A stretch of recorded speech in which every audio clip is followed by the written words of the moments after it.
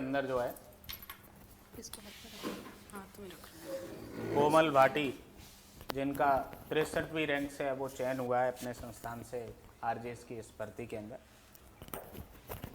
उनको आमंत्रित करता हूं मैं कि वो भी मंच पे आए और जो ये प्रतीकात्मक सम्मान और स्वागत का जो कार्यक्रम है वो उस सम्मान और स्वागत को स्वीकार करें और स्टूडेंट्स को अपनी सफलता यात्रा जो है उसके बारे में बताएं।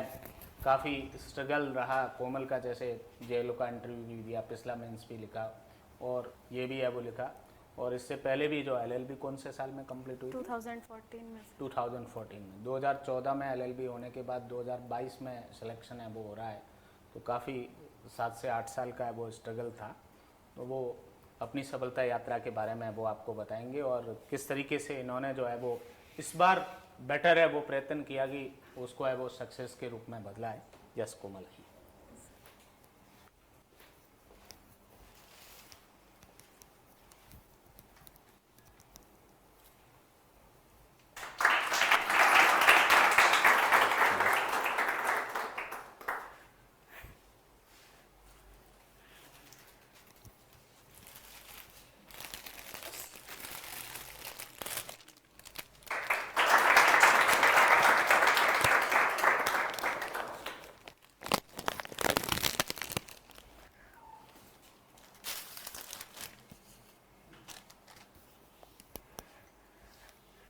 Good afternoon to all of you. सबसे पहले तो मैं बहुत बहुत थैंक यू बोलना चाहूँगी सर को कि मेरी जर्नी सही में बहुत लंबी रही है। मैंने जब एलएलबी किया था 2014 में और उसके बाद से ये मेरा 4th मेंस था जो मैंने क्लियर किया। इससे पहले मेरा एक इंटरव्यू मैं ऑलरेडी दे चुकी थी आरजेएस का, और उसके बाद बीच के जो मेंस थे मैं वो क्वालिफाई नहीं हो पाए मुझसे। तो इस बार ये थोड़ी लंबी रही जर्नी, जैसा कि सर ने कहा कि जेएलओ का इंटरव्यू भी जो था वो एंड में मेरा नहीं हो पाया उसमें। तो थोड़ा बहुत तो रहा मेरे में कमी ये थी कि मुझे लगा कि इतने मैं फेलियर देख चुकी हूँ तो कॉन्फिडेंस थोड़ा लूज़ हो गया था मेरा। पर इस बार बहुत अच्छा रहा कि मेरी फ्रेंड भी मेरे साथ बनी है, जज बनी है, और हम दोनों ने काफ़ी इस चीज़ को देखा और कॉन्फिडेंस लेके आए साथ में कि नहीं इस बार हमें ये क्लियर करना ही। तो कॉन्फिडेंस जो है वो आप हमारे जैसे आरजेएस के लिए बहुत, कोई भी कॉम्पिटिटिव एग्ज़ाम में कॉन्फिडेंस होना आपका बहुत ज़रूरी है। इसके लिए आपका माइंडसेट भी बहुत इम्पॉर्टेंट है। आप सब पढ़ेंगे, हम सब तैयारी कर रहे हैं, बहुत हार्ड वर्क कर रहे हैं, लेकिन एट द एंड जब आप एग्ज़ाम देने जाते हो, चाहे प्री हो चाहे मेंस हो, तो उसमें कभी भी आप हड़बड़ाहट मत करो। जो भी है आप हौच पौच मत हो कि जैसे प्री में है तो आप कई बार वो OMR शीट में मार्क गलत कर देते हैं। तो ये सारी कमियां मेरी भी रही हैं। ये 4th अटेम्प्ट में जाके मुझे समझ में आया कि ये कितना इम्पॉर्टेंट है और इसमें कितनी मेहनत करनी पड़ती है। माइंडसेट बहुत इम्पॉर्टेंट चीज़ है। तीसरी, जैसे आप सिचुएशंस जो भी हैं आपके आसपास, आप उन पे फोकस मत करो। आपका एक ही फोकस होना चाहिए कि आपको जज बनना है और आप उसी डायरेक्शन में आप अपना हार्ड वर्क करो। उसके अलावा तैयारी का तो आपको सबको पता है, सर बहुत अच्छा गाइड करते हैं। सर के क्वेश्चंस बहुत अच्छे हैं। जैसे मैं इंटरव्यू की क्लास में आई थी इस बार, तो मैं एंड तक मेरा यही था, मेरा वो कॉन्फिडेंस थोड़ा थोड़ा कम हो, बीच बीच में डीमोटिवेट होती रहती थी मैं। तो सर ने काफ़ी उसमें हेल्प की है। और मेंस के राइटिंग के लिए मैं ये कह रही हूँ कि आप लिखो, आप लिखना मत छोड़ो। प्री में हो तो भी आपको लिखना पड़ेगा। मेंस की तैयारी से पहले जो भी टाइम है उसमें आप सिर्फ रिटन वर्क पे फोकस करो। आंसर राइटिंग स्किल्स को इम्प्रूव करना बहुत ज़रूरी है।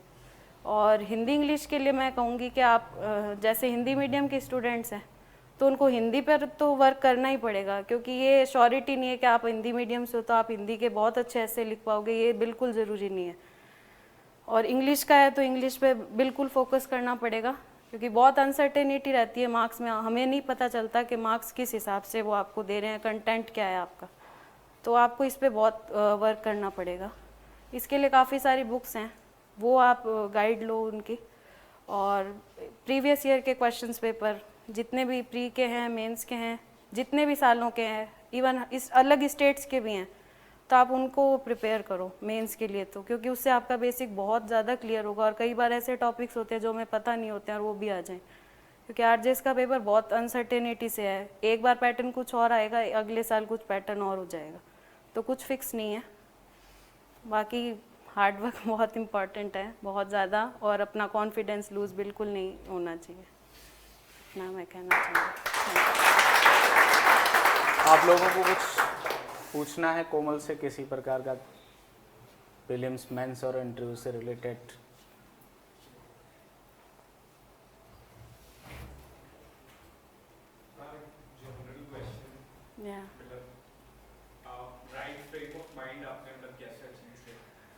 राइट फ्रेम, एक दो वीक में मुझे लगता है कि जो चीज़ मैं नहीं कर रहा उसकी तरफ ज़्यादा ध्यान जाता है। हाँ, कि अपॉर्चुनिटीज आर मिसिंग। वो आपका फोकस से ही है। आपको अपनी डायरेक्शन वही देखनी पड़ेगी। लाइफ में बहुत सारी चीज़ें होंगी, आसपास बहुत सारा ऐसा होगा कि कुछ कोई सिचुएशन आ गई, कुछ आ गई, लेकिन उस चीज़ पे फोकस आपको अपने माइंडसेट से ये करना पड़ेगा कि मेरे लिए ये चीज़ इम्पॉर्टेंट है अभी, उसके अलावा मेरी प्रायोरिटी कुछ और नहीं है। तो वही है, अगर आप अपनी प्रायोरिटी सेट करोगे, उसी डायरेक्शन में करोगे। सपोज आप आरजेएस का पेपर दे रहे हो, अब आप कहीं इधर उधर, आप मान लो आप कोई दूसरे पेपर की भी तैयारी कर रहे हो, पर आपका मेन फोकस, आपकी प्रायोरिटी होना चाहिए कि आप आरजेएस की तैयारी करें और आपको इसी में क्लियर होना है। तो वो मेरे को लगता है कि ये माइंड सेट होना बहुत ज़रूरी है। और जैसा कि त्रिलोचना ने बताया कि आपको ये सोचना चाहिए कि आप आरजेएस बन रहे हो, तो आपको बिहेव भी वैसा ही करना पड़ेगा। आप अपनी एक्चुअल लाइफ में आप खुद को ये फील करवाइए कि हम जज बनने वाले हैं, या हम इस तरीके से बात करेंगे, इस तरीके से उठेंगे बैठेंगे, इस तरीके से रहेंगे लोगों के साथ। तो ये चीज़ें बहुत इंपॉर्टेंट है, इनसे मोटिवेशन बहुत मिलता है। आप एक तैयारी करते हो वो बहुत अच्छी चीज़ है, लेकिन उस तैयारी के साथ साथ आप इस तरीके का सोच रखोगे तो मेरे हिसाब से सर वो ज़्यादा इम्पॉर्टेंट है। आपको क्यों जज बनना है? त्रिलोचना का बहुत फोकस था कि मेरे को इसलिए जज बनना है, ये मेरे को काम करना है, ये मैं करूँगी, और यही इसी से हुआ है। ये मैंने बहुत सीखा है कि हाँ ठीक है ये, क्योंकि बहुत फेलियर्स देखने के बाद ये बहुत ह्यूमन टेंडेंसी है कि आप डीमोटिवेट बहुत ज़्यादा हो जाते हो, आपका कॉन्फिडेंस बहुत लूज़ हो जाता है। तो मेरे साथ ये मेरी पर्सनल कमी थी कि मेरा कॉन्फिडेंस बहुत लूज़ हो गया था। एंड में ऐसा होता था सर, मैं मेंस में एकदम ब्लैंक हो गई थी, पर इस बार नहीं हुआ ये। कोमल, दीपिका रामावत और ऋचा शेखावत, ये 3 फ्रेंड एक साथ ही आए थे 2019 में। दीपिका तो 2019 की भर्ती में बन गई जज, ऋचा फिर जेएलओ बन गई, और कोमल ने दोनों में फेलियर देखा, उस आरजेएस और जेएलओ में।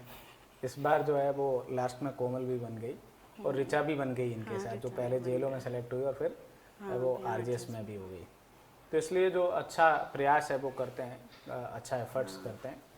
और जैसा वो रिटर्न वर्क का कहा, ये बहुत आपके लिए अहम रोल प्ले करेगा इस एग्ज़ाम को क्रैक करने के लिए, क्योंकि 300 नंबर का आपका जो है 335 में से रिटर्न वर्क पर है, 35 नंबर का इंटरव्यू है, 300 का रिटर्न पेपर है।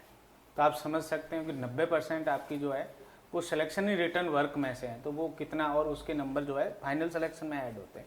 प्रीलिम्स में मान लो कट ऑफ 72 रहे, आप 73 ले आए तो भी कोई फर्क नहीं पड़ता, 99 ले आए तो भी कोई फर्क नहीं पड़ता है, क्योंकि वो मेरिट में ऐड नहीं होते।